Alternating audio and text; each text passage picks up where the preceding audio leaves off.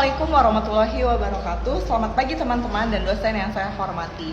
Saya Virial Darin Fairuz selaku moderator dari kelompok 4. Terlebih dahulu ingin memperkenalkan anggota kelompok kami, yaitu yang pertama ada Afifah Rizka Amalia, kemudian ada Yeni Susulwati, Maulina Septianti, dan Septifani Andriani.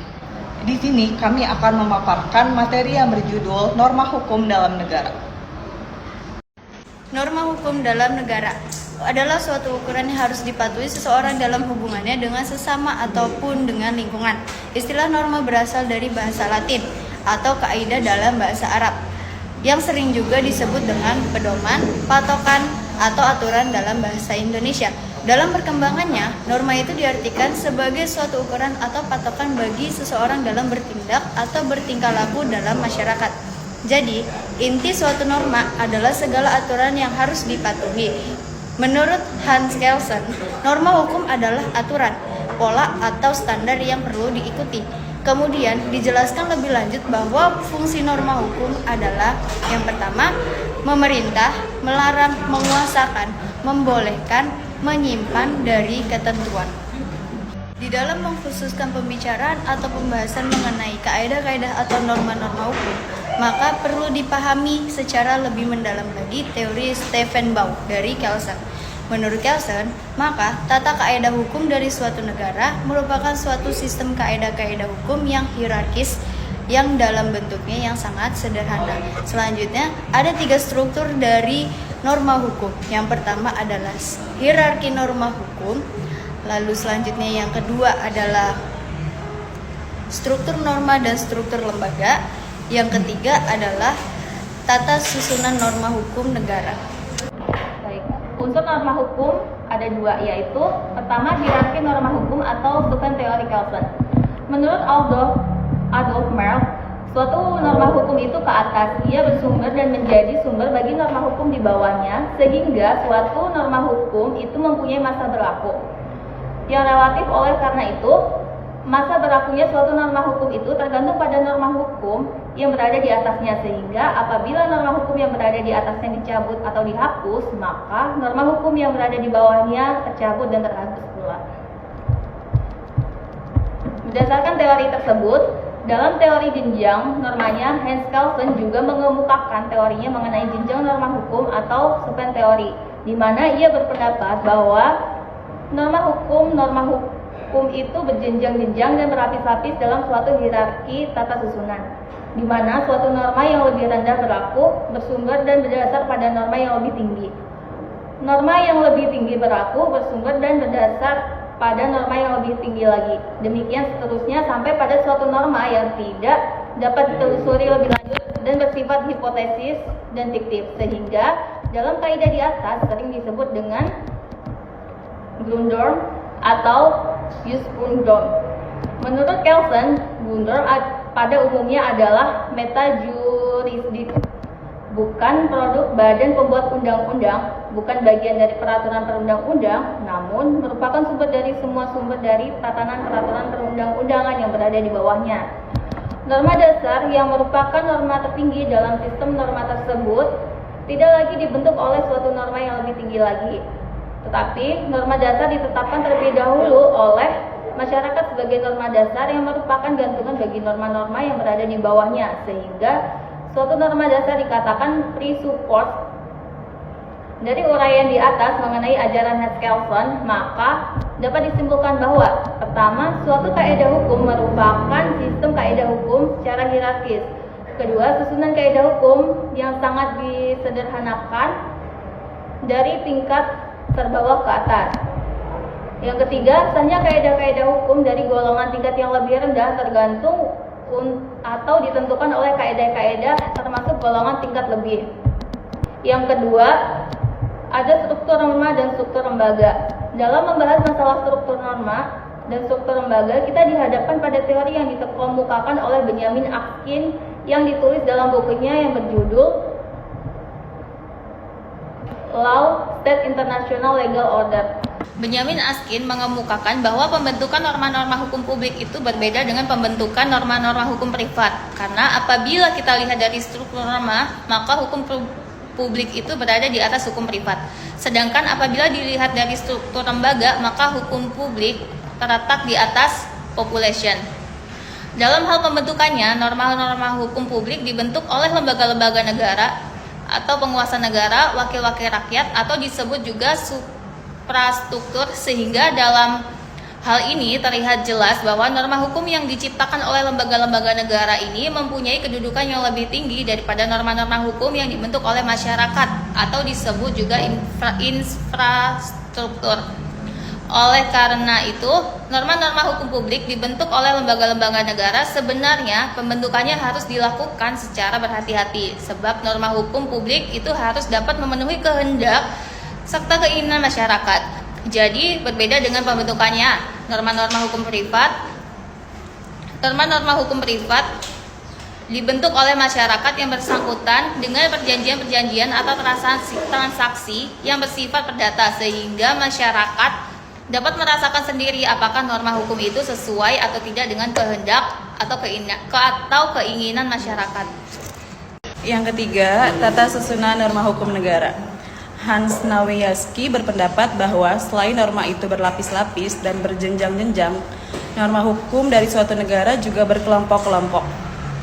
Hans Nawiaski mengelompokkan norma-norma hukum dalam suatu negara menjadi 4 kelompok besar yang terdiri atas: yang pertama, norma fundamental negara. Menurut Hans Nawiaski, norma fundamental negara yang merupakan norma tertinggi dalam suatu negara ini adalah norma yang tidak dibentuk oleh suatu norma yang lebih tinggi lagi, tetapi bersifat presupos atau ditetapkan lebih dahulu oleh masyarakat dalam suatu negara dan merupakan norma yang menjadi tempat bergantungnya norma-norma hukum di bawahnya. Dikatakan bahwa norma yang tinggi ini tidak dibentuk oleh norma yang lebih tinggi lagi. Karena kalau norma yang tertinggi itu dibentuk oleh norma yang lebih tinggi lagi, ia bukan merupakan norma yang tertinggi. Kelompok yang kedua yaitu aturan dasar negara atau aturan pokok negara. Menurut Hans Nawiaski, aturan dasar negara atau aturan pokok negara ini merupakan aturan-aturan yang masih bersifat pokok dan merupakan aturan-aturan umum yang masih bersifat garis besar, sehingga masih merupakan norma hukum tunggal. Biasanya, aturan dasar negara atau pokok negara tersebut apabila dituangkan di dalam suatu dokumen negara tersebut dan apabila dituangkan dalam beberapa dokumen negara atau tersebar-sebar disebut aturan dasar atau pokok negara. Kelompok yang ketiga yaitu undang-undang formal. Menurut Hans Nawiaski, norma-norma dalam suatu undang-undang sudah merupakan norma hukum yang lebih konkret dan terinci serta sudah dapat langsung berlaku di masyarakat. Norma-norma hukum dalam undang-undang ini tidak saja norma yang bersifat tunggal, tetapi norma hukum itu dapat merupakan norma hukum yang berpasangan, sehingga terdapat norma hukum sekunder di samping norma hukum primernya. Dengan demikian, dalam suatu undang-undang sudah dapat dicantumkan norma-norma yang bersifat sanksi, baik sanksi pidana maupun sanksi pemaksa. Undang-undang ini berbeda dengan peraturan lainnya karena suatu undang-undang merupakan norma hukum yang selalu dibentuk oleh suatu lembaga legislatif. Di Indonesia, istilah undang-undang formal ini seyogianya diterjemahkan dengan undang-undang saja tanpa menambah kata formal di belakangnya. Karena apabila undang-undang diterjemahkan dengan kata undang-undang formal, hal ini tidak sesuai dengan penyebutan jenis-jenis peraturan perundang-undangan di Indonesia. Dalam sistem perundang-undangan di Indonesia, hanya dikenal satu nama jenis undang-undang, yaitu suatu keputusan yang dibentuk oleh DPR dengan persetujuan bersama Presiden serta disahkan oleh Presiden. Selain itu, tidak ada undang-undang yang dibentuk oleh lembaga lainnya, baik di pusat maupun di daerah. Sehingga di Indonesia tidak ada istilah undang-undang pusat ataupun undang-undang lokal. Kelompok yang keempat, aturan pelaksanaan atau aturan otonom. Peraturan pelaksanaan dan peraturan otonom ini merupakan peraturan-peraturan yang terletak di bawah undang-undang yang berfungsi menyelenggarakan ketentuan-ketentuan dalam undang-undangan. Peraturan pelaksanaan bersumber dari kewenangan delegasi, sedangkan peraturan otonom bersumber dari kewenangan atribusi. Atribusi kewenangan dalam pembentukan peraturan perundang-undangan adalah pemberian kewenangan membentuk peraturan perundang-undangan yang diberikan oleh Undang-Undang Dasar kepada suatu lembaga, negara, atau pemerintahan. Kewenangan tersebut melekat terus-menerus dan dapat dilaksanakan atas prakarsa sendiri setiap waktu diperlukan sesuai dengan batas-batas yang diberikan. Selanjutnya ada sistem norma hukum di Indonesia. Dalam sistem norma hukum di Indonesia, norma-norma hukum yang berlaku berada dalam sistem yang berlapis-lapis dan berjenjang-jenjang, sekaligus berkelompok-kelompok, di mana suatu norma itu selalu berlaku bersumber serta berdasar pada norma yang lebih tinggi, dan norma yang lebih tinggi berlaku bersumber serta juga berdasar pada norma yang lebih tinggi lagi. Demikian seterusnya, sampai pada suatu norma dasar negara.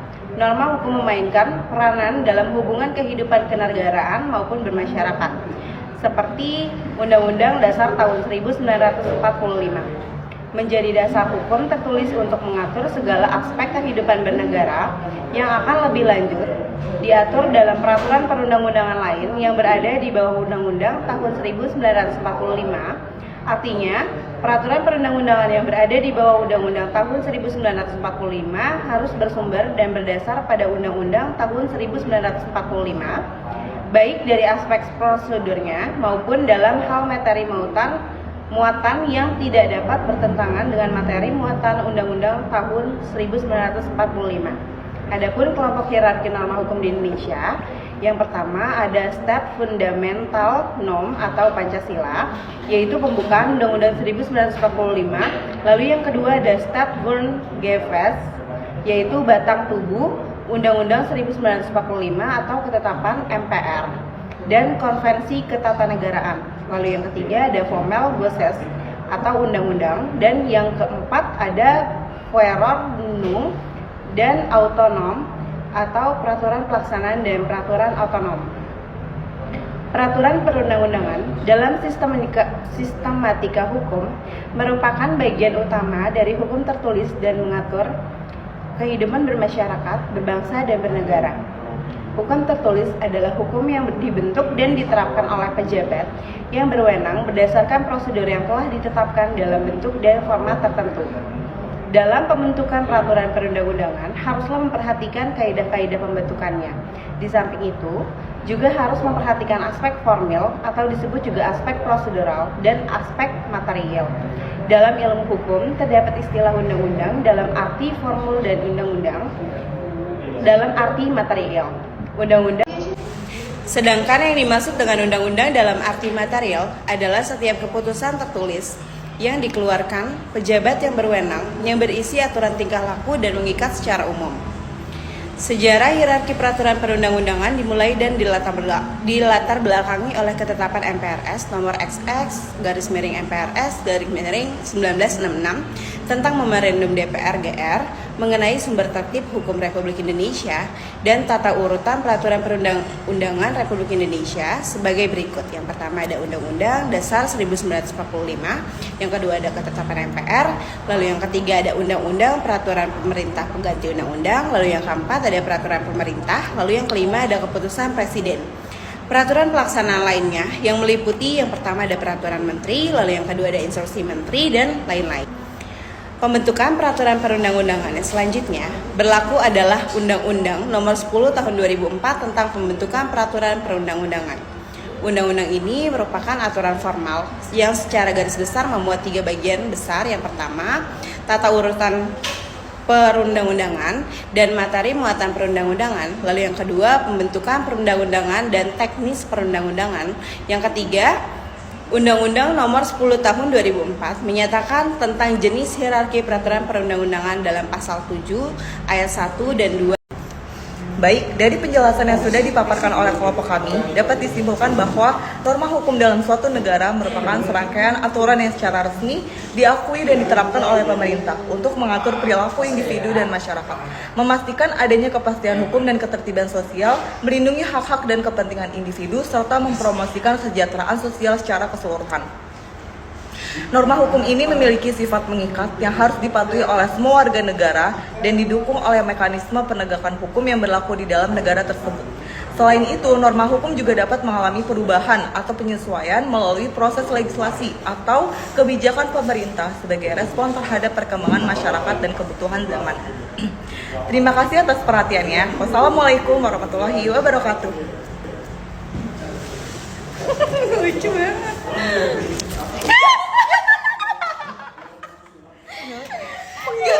Tuh, 2, 3.